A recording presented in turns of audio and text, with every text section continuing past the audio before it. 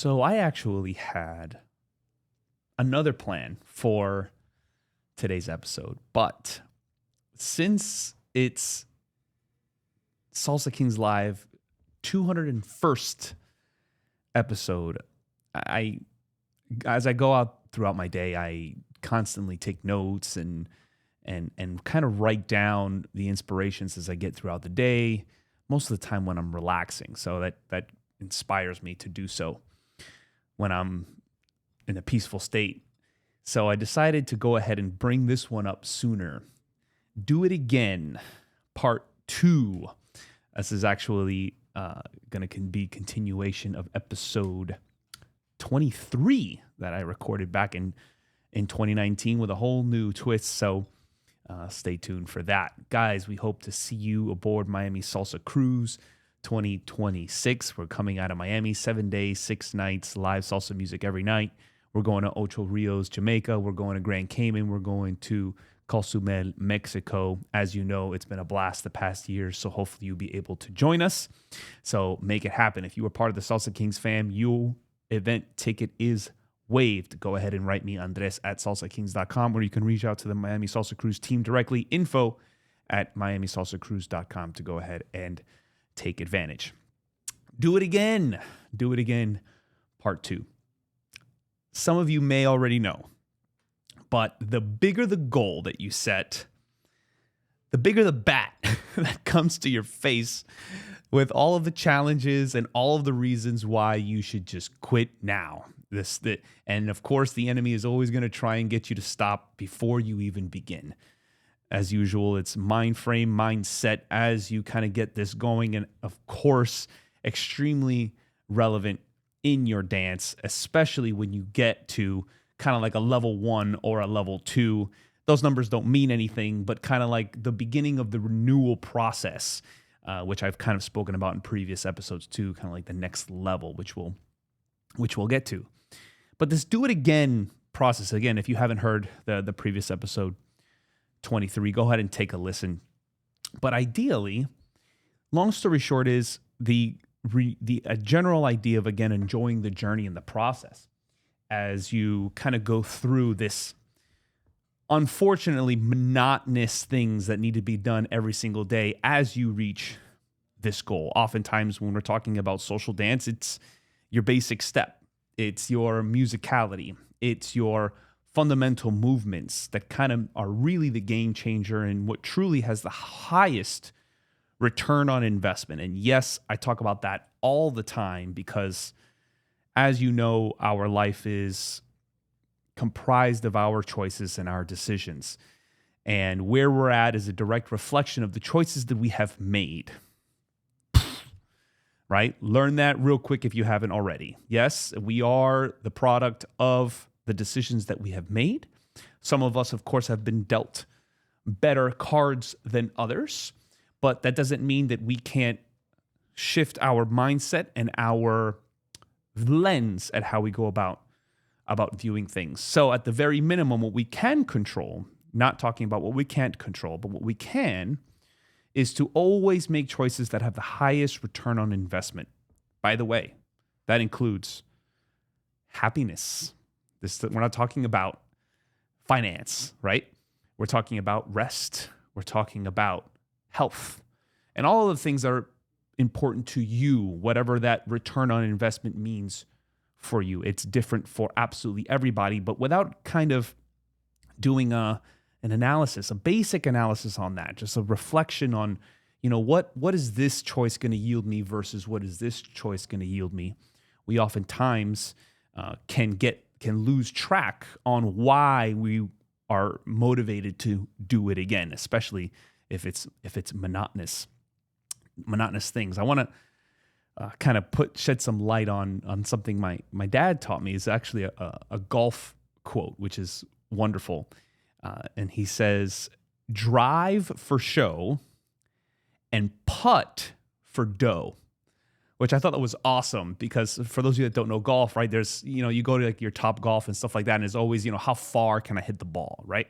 So that's one variable, but then you learn to putt for the dough, to make the money, the return on the investment. Those that putt the best, meaning who's got the short game figured out, are really the ones that turn into these superstars, if you would, right? Because it's quote unquote easier to get the ball far, but since the terrain is always different on every single green that exists, unless it's perfectly flat, which never happens, right? Of course, it's got to be tricky.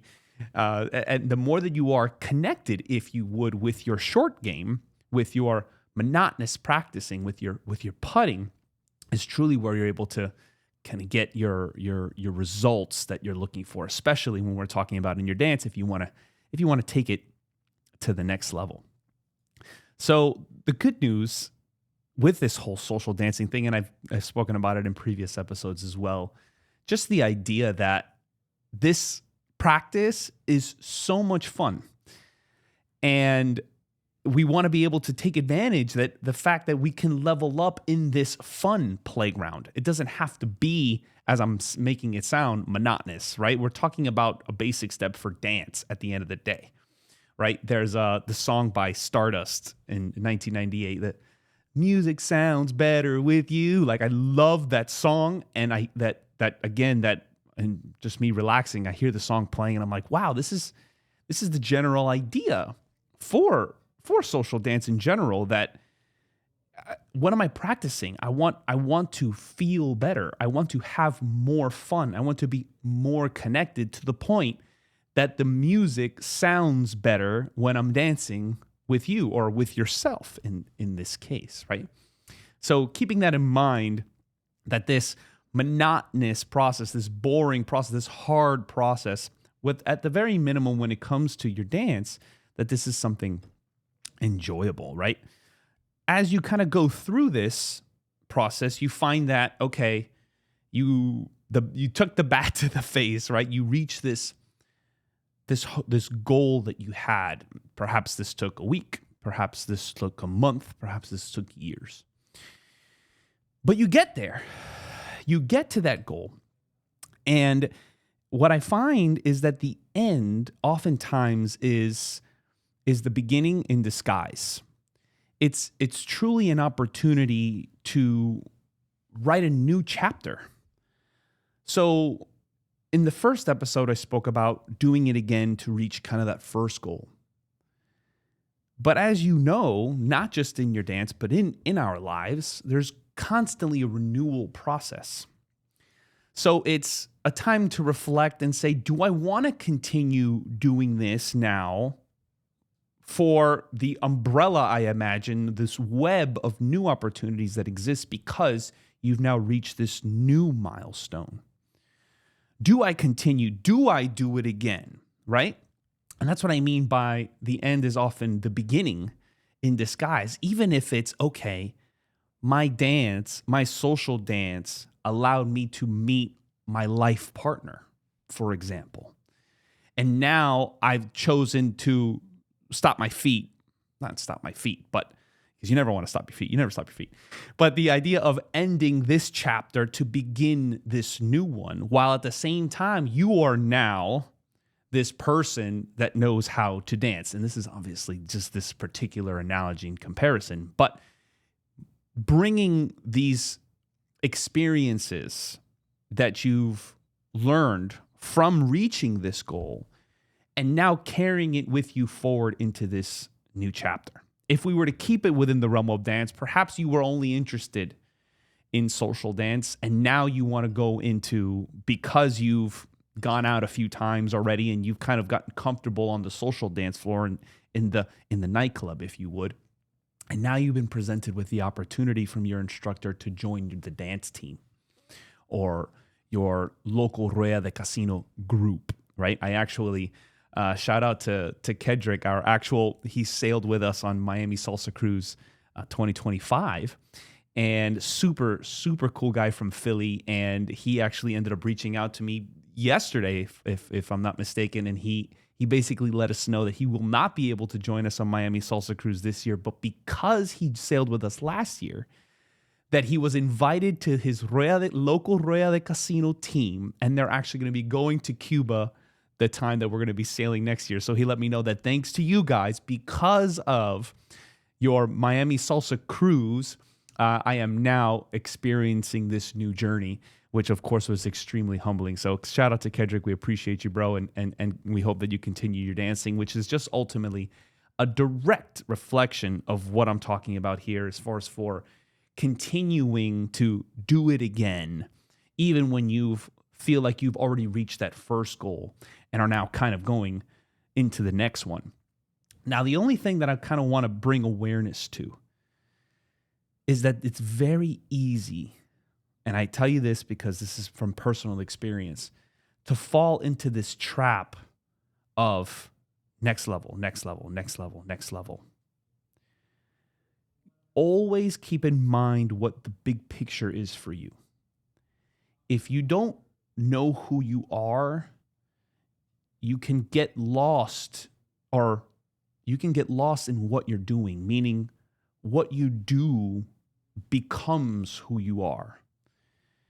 It needs to be the other way around. We want to guarantee that everything that we do is a reflection of who we are, not what we're doing is a reflection of what we're doing is a reflection of who we are versus the other way around. That we don't want our actions of our day-to-day to take over us. And those are two very, very different things that you want to make sure that you're in control of, right? What is the big picture? Why am I doing this? That there's always a purpose for that renewal of that I'm referring to, if that's your case and if that's your scenario, right?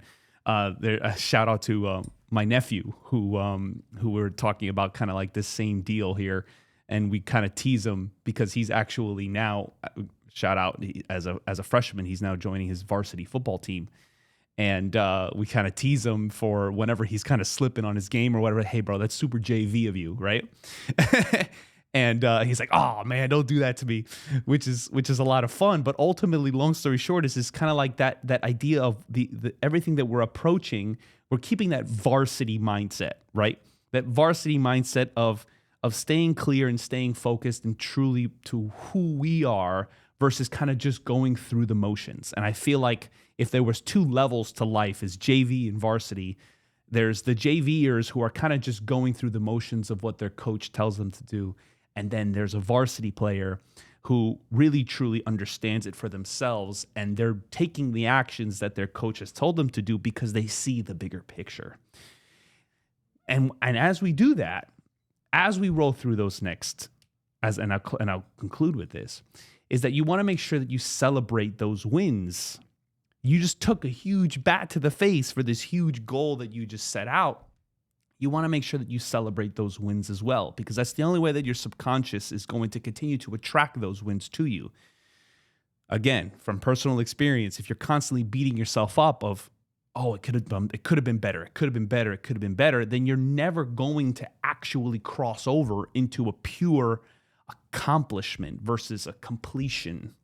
And I feel like those two are also differentiated, to complete something versus to accomplish something. And to accomplish something is to have checked off absolutely everything that you were looking to do, all of your primary goals, your secondary goals, and your bonus goals, so that you are 100% fulfilled in every single one of those tasks that you did in those monotonous moments of, oh my gosh, when is this going to end?